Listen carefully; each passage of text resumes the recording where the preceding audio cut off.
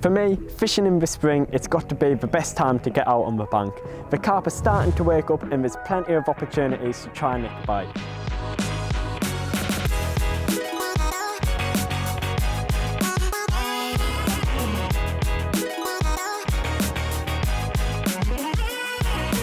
It's the middle of March, the temperatures are starting to go up and the carp are starting to get on the feed. You join me down at my local club water today for a quick day session. I came down yesterday evening for a few hours to see if I could see any fish moving in the area, and in front of this swim here I actually seen a couple of fish roll just by the island. So I put a few sponges of tiger nuts and hemp out there just to try and get the fish grubbing about and hold them in the area. I came down this morning and I haven't seen anything show, so I thought this swim would be the perfect place to start the session, as I knew there was a few fish in this area yesterday evening. Depending on how today goes, we might be moving over to a park lake later where there's a higher stock of fish and a great chance of catching a couple of carp.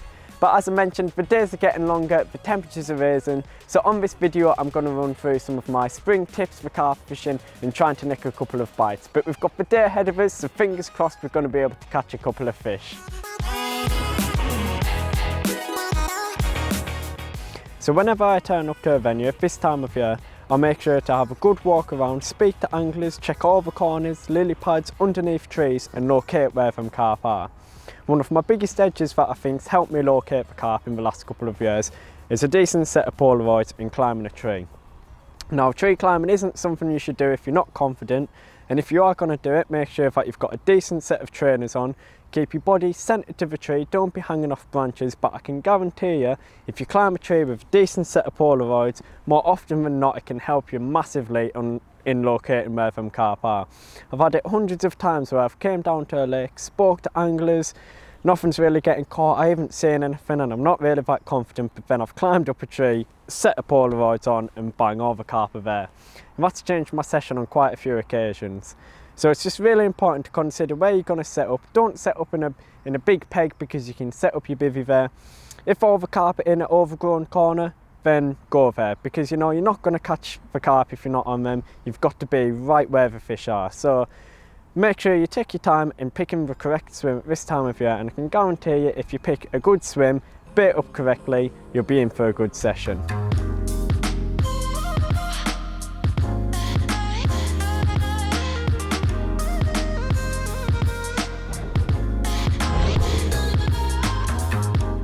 This morning hasn't really gone to plan. I've been here for around 5 hours now and I haven't seen anything while I've been here, and I haven't caught anything either. It's past bite time now and I'm pretty confident to say if there was fish in the area still, we probably would have caught one by now. I'm going to reel in these rods now, chuck everything on the barra, walk around to the other side and take a 15-20 minute walk up and down the bank just to try and see if I can see anything. Like I said, I haven't heard of anything jumping on the other side, and I spoke to someone, he hasn't seen anything either, so it's looking like if we don't see anything on the other side, I'm going to get the van loaded up and we're going to head off to the next venue. With it being days only at the moment, it's really important to make the most of your day, and if the fish aren't feeding or you're not on them, you're simply wasting your time. And to be honest, if I was down here yesterday, I think I probably would have got a bite, but I don't know what it is, what's changed overnight, but it just looks lifeless.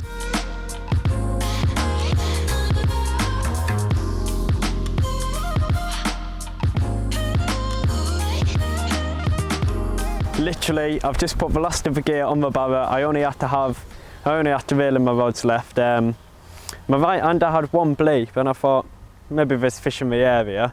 But then I thought, oh, it's probably the cormorant.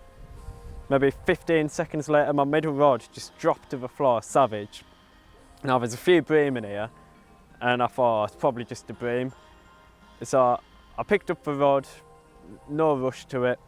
Picked it up, and as soon as I picked up into it, I knew it wasn't a bream.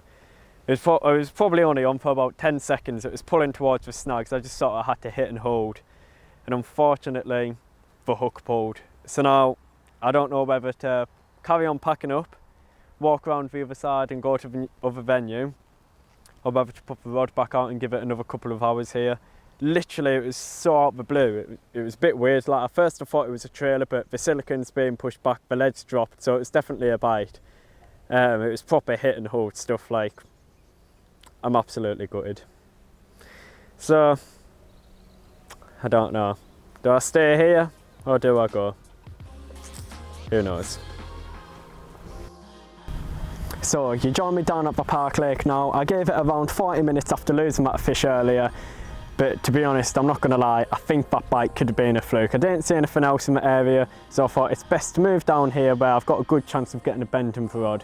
I've came down here, it is quite busy, however there's been a few fish caught today, so I definitely think there's a good chance as we're going to the evening that we're going to be able to catch a few. I've put the rods just in the margin with a little handful of particle over the top, and I'm pretty sure that's going to get the fish grubbing about. So we've got around 3 hours of a session left, so let's see what the afternoon brings.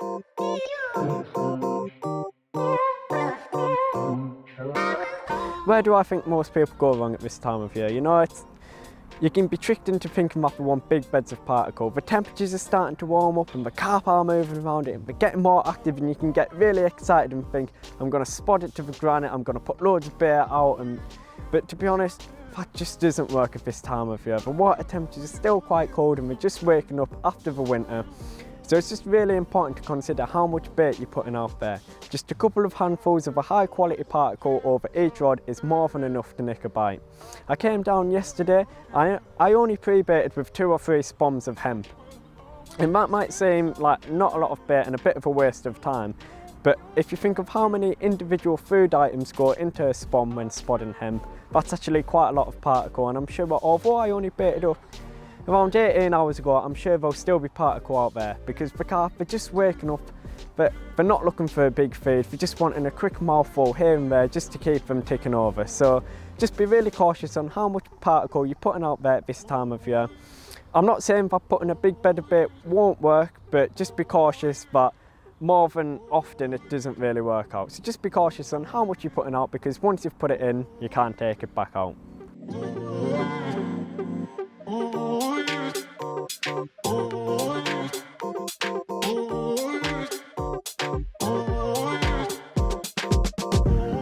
So at this time of year, the carp look for warmer water, and the shallow water is where it's going to warm up the quickest.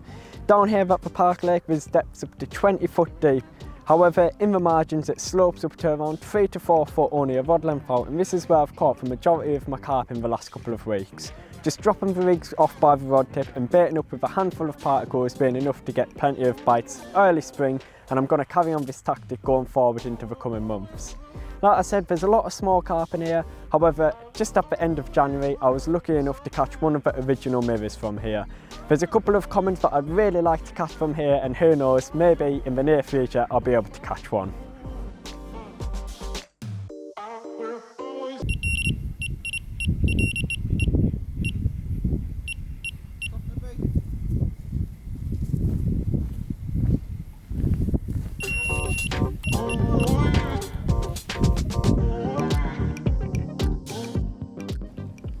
Well, check that little stunner out. It might only be small, but it saved the blank. Just imagine this one at 20 pounds, it's going to be amazing. But yeah, we're getting into evening time now, and like I expected, the fish we're going to get on the feed. I actually had a strange occurrence on my right hand rod, maybe about 20 minutes ago. I re-chucked it and shortly after it ripped off with this little one. I've also just received a liner while I'm speaking to the camera on the left hand rod, so we've definitely got the location right. It looks like we're getting on the feed, so fingers crossed we've got a few more to catch before we have to go home. But if this is the only one that I catch today, I'm more than happy.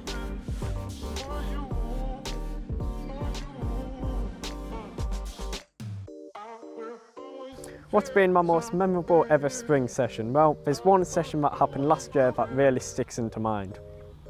Obviously last year, lockdown, we couldn't get out there fishing, and this might sound a bit sad, but since there's nothing else better to do, every day I'd walk down here and I wouldn't leave the lake until I found where the carp were. Now that might sound a bit sad, but making sure that I was coming down every day made sure that I located where the carp were, tracked the activities, and basically come May when fishing was allowed again, I knew the fish's behaviour, I knew where they were feeding, areas where they were likely to show up, and I had an idea on which swim the fish were going to turn up with the weather that was coming in. So on the final few days of lockdown before fishing was allowed, I came down here, baited up, and I got the swim that I wanted. Now down here it does have a decent stock of fish, but if you catch maybe 3 or 4 fish in 24 hours, you've had a great session. If you catch 6 or 7, That's unheard of. My best ever session down here was 7 carp in 24 hours. There's around 80 carp in here, but I came down anyway, cast out, and within around 10 minutes I caught one. It was actually one of the biggest fish in the lake, and I just couldn't believe my luck. I redone the rod, went off again one of the 18 fish, and at this point I knew I was onto something. I'd only been fishing for around 20 minutes and I'd already caught 2, and the 2 biggest in the lake.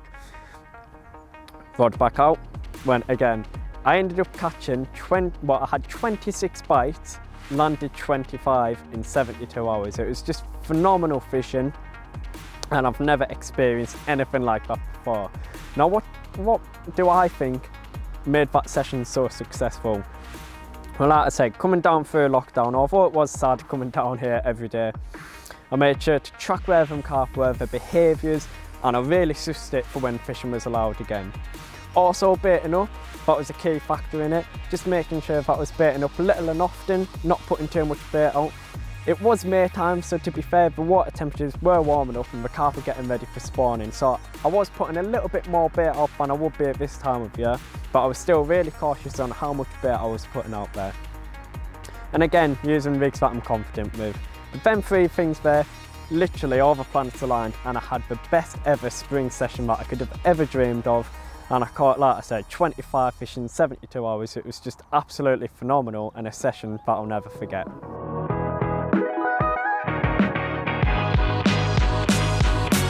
So I've been asked quite a few times, what's the best particle to use this time of year? But to be honest, there isn't really a right answer to that. It's just down to what you're confident with and what works well on the day.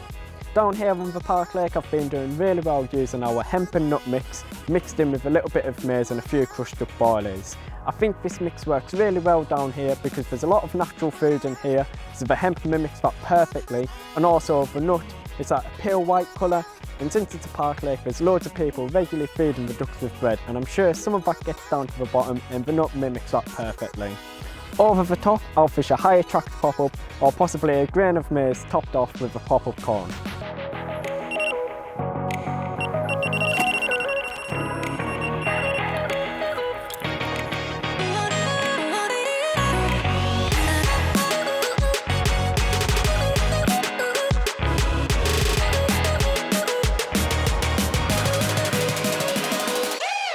For me, fishing in the spring, it's got to be the best time to get out on the bank. The carp are starting to wake up and there's plenty of opportunities to try and nick a bite. I touched on earlier how the warm weather can trick you into thinking that you need to put loads of particle in and that you're going to have a big hit session. But as we know, this isn't true, and it's really important to know, although the carp are waking up in the spring, blanks are inevitable. You know, fishing's on and off. Some days you'll have good results and some days you will blank. So it's just really important to stick to spots that you're confident with, keep rigs simple, use bait that you're confident with, and I'm sure that you'll catch a few fish.